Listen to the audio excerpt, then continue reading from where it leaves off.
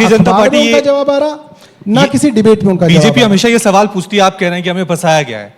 भाई मनीष सिसोदिया के मामले में आप सुप्रीम कोर्ट तक गए जी, वहां जमानत नहीं मिली। अरविंद केजरीवाल को राउज एवेन्यू कोर्ट में अभी वहां जमानत नहीं मिली।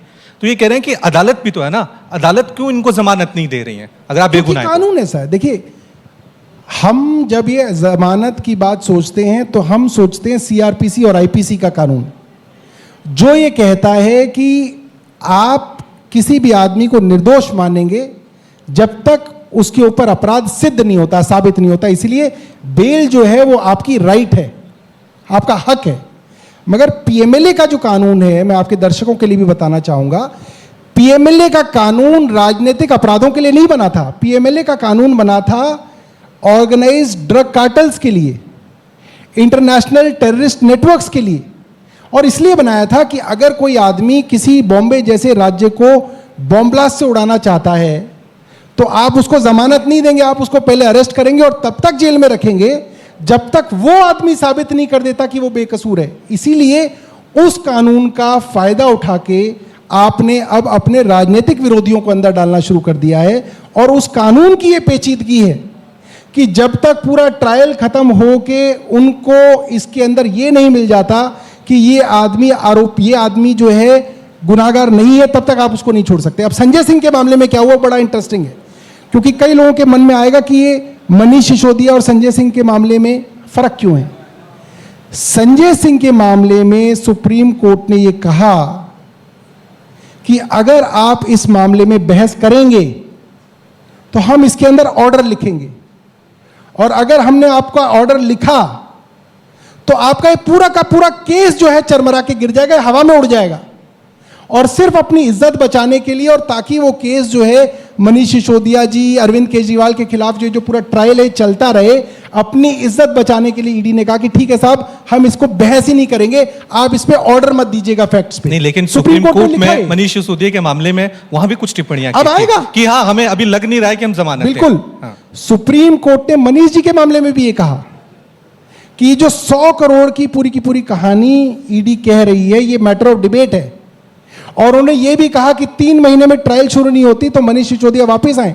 अब आप देखिए कि मनीष सिसोदिया सीधा नहीं जा सकते सुप्रीम कोर्ट, अभी ट्रायल कोर्ट में है, हाई कोर्ट में जाएंगे, और सुप्रीम कोर्ट में जैसे ही जाएंगे वहां जमानत मिलेगी।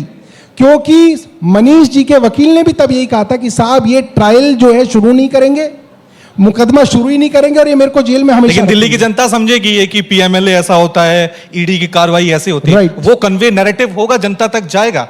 या जो बीजेपी ने एक नैरेटिव बना दिया है, हम भ्रष्टाचारियों को जेल में डाल रहे हैं, आप कह रहे हैं कि विपक्षियों को फंसा रहे हैं, जनता इन दोनों नैरेटिव्स में किसको लेगी? मैं बताता हूं। देखिए क्या था, भारतीय जनता पार्टी को यही लगता था। क्या था, भारतीय जनता पार्टी ने बहुत दिनों तक नैरेटिव चला, आम आदमी पार्टी भ्रष्ट है, अरविंद केजरीवाल भ्रष्ट हैं, इन्होंने चोरी की, इन्होंने डाका डाला, इन्होंने इतने करोड़ रुपए ले लिए, ये सब नैरेटिव चलाया। कहां से शुरू हुआ नैरेटिव? ये नैरेटिव शुरू हुआ कि कई हजार करोड़ का घोटाला हुआ, फिर ये नैरेटिव घट के बना कई 100 करोड़ का घोटाला हुआ। सुप्रीम कोर्ट के अंदर जब मनीष सिसोदिया जी का मुकदमा चला तब ये 100 करोड़ का घोटाला हो गया। अब जब ये संजय सिंह जी की बेल हो रही है, इस पे बहस हो रही है, तब ये 45 करोड़ की बात कर रहे हैं। और अगर आप चार्जशीट पढ़ेंगे तो उसके अंदर आरोप ये है कि गोवा के चुनाव के अंदर 70-80 लाख रुपए की कैश ट्रांजैक्शन हुई। आप सोचिए, कहां हजारों करोड़ का घोटाला और कहां 70-80 लाख की कैश ट्रांजैक्शन। मैं जानता हूं, दिल्ली के लोग भी हैं, कोई आदमी अपनी बेटी की शादी, शायद आप भी प्रभारी थे, आपको भी नहीं, मैं प्रभारी नहीं था। दिल्ली के अंदर अगर कोई आदमी अपनी बेटी की शादी भी करता है ना, उसमें भी 5-6 लाख रुपए के कैश ट्रांजैक्शन हो जाते हैं। आपने पूरा गोवा का चुनाव लड़ा, हर सीट के ऊपर आपका कैंडिडेट लड़ा, उस पर भी आरोप सिर्फ इतना ही है कि आपके पास 70-80 लाख रुपए के कैश ट्रांजैक्शन है।